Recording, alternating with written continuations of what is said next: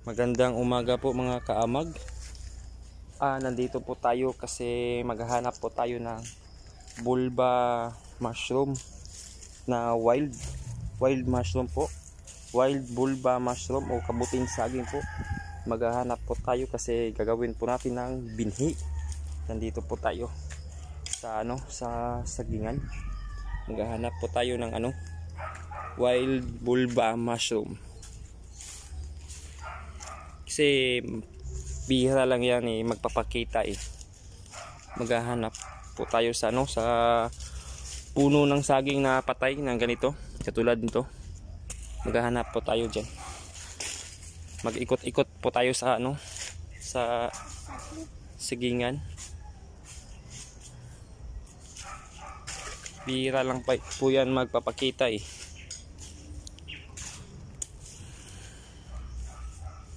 Maghahanap po tayo kung saan merong wild bulba mushroom o kabuting saging para gagawin po natin binhi.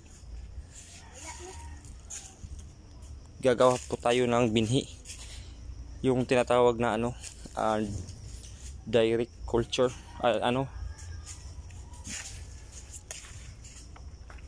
direct culture.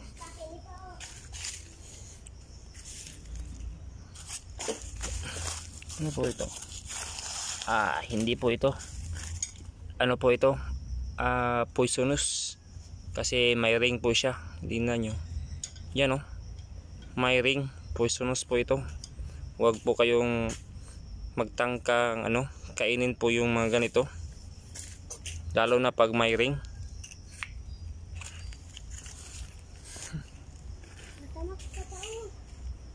Patay.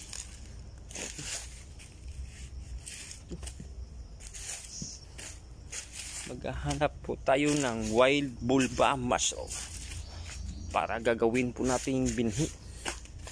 Mahirap po yan hanapin.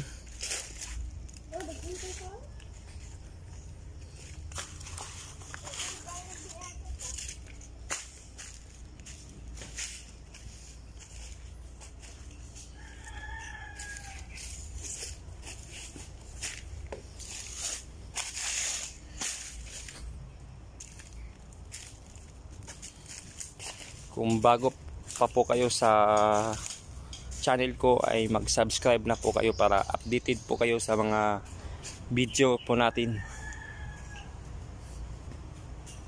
What the...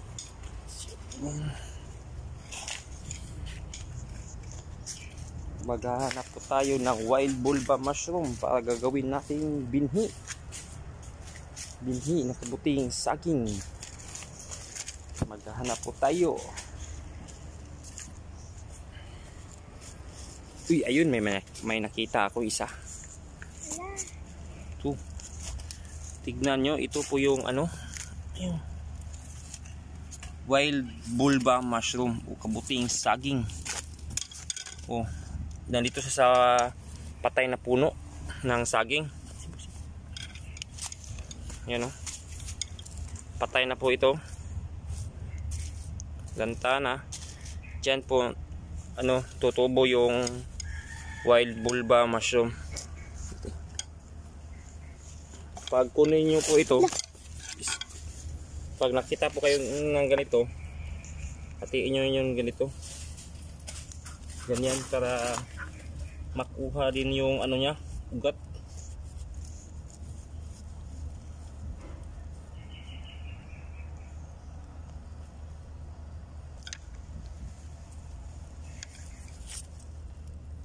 Yung ganito, ito yung kailangan natin pag naggawa tayo ng ng binhi. Yung meron pa siyang amag sa dito sa bandang puwet niya. Ito po yung gagawin nating binhi. Yung naka-close pa siya, gagawin po nating binhi. Yung naka-open, hindi na po yun pwede. Dapat naka-close pa. Dapat wild bulba mushroom talaga yung gagawing binhi natin. Direct culture. Ito yung gagawin nating mother stone.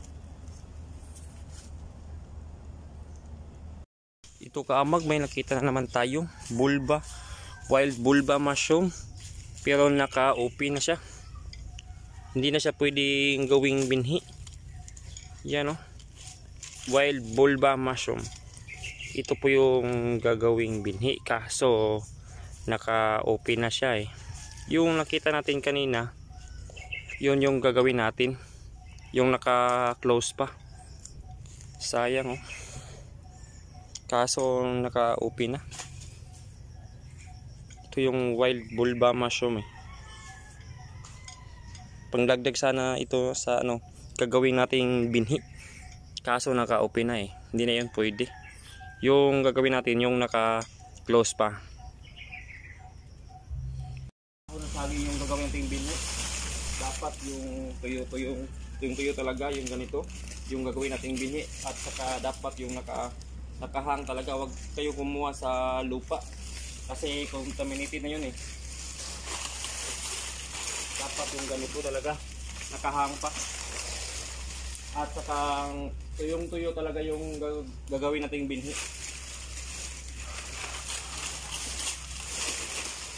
Yung ganito, yung tuyo-tuyo talaga oh. Oh, tuyong-tuyo talaga yung gagawin nating binhi.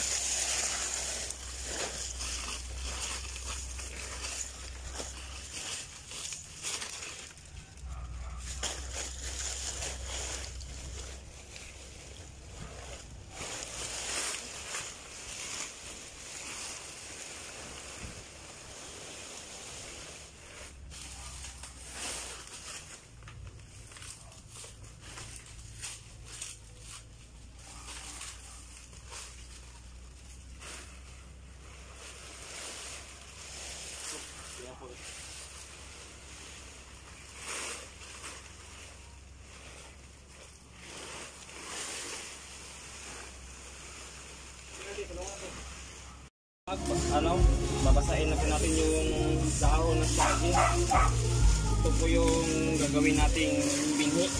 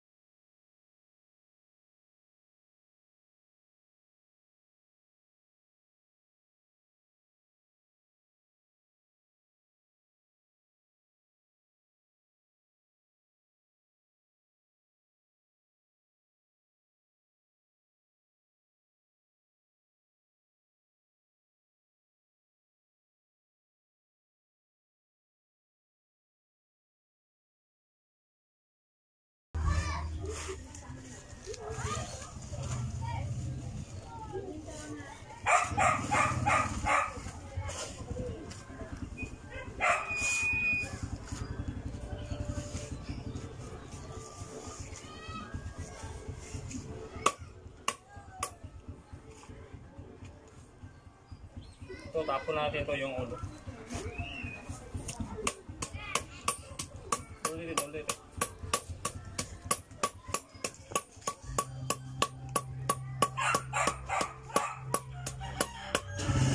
Dapat ganito kapino yung paggawa natin ng bini. Dapat ganito kapino ha. Ganito. Pino talaga.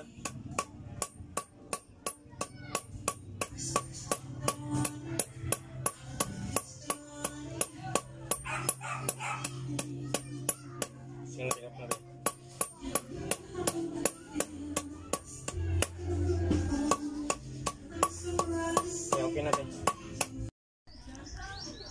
Na? So kaamag, tapos na po tayo tapos na nating kadarin. So na, ilagay na natin sa plastic. Yan lang.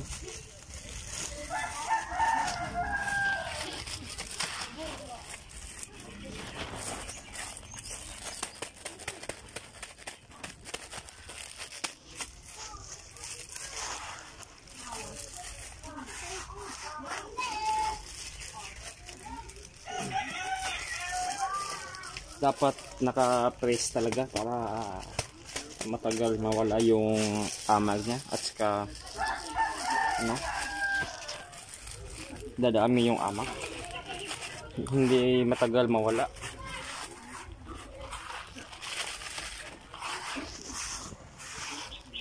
Yan.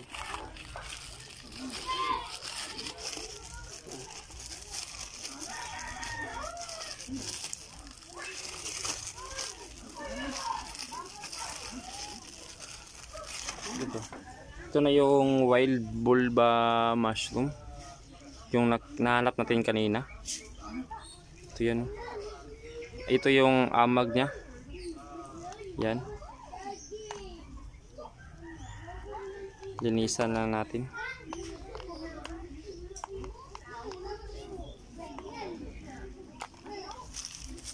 Kunin yung sa ulo niya. Ganyan lang. Ito yung ilagay natin, hatiin natin ng 4.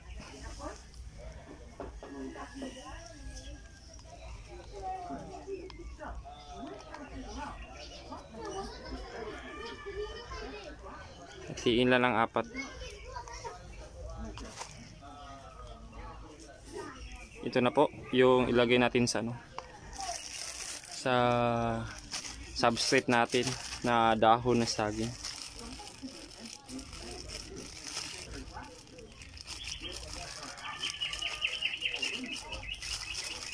Galan natin dyan. After 7 days or 8 days, makikita na natin yung amag niya. Or 4 days.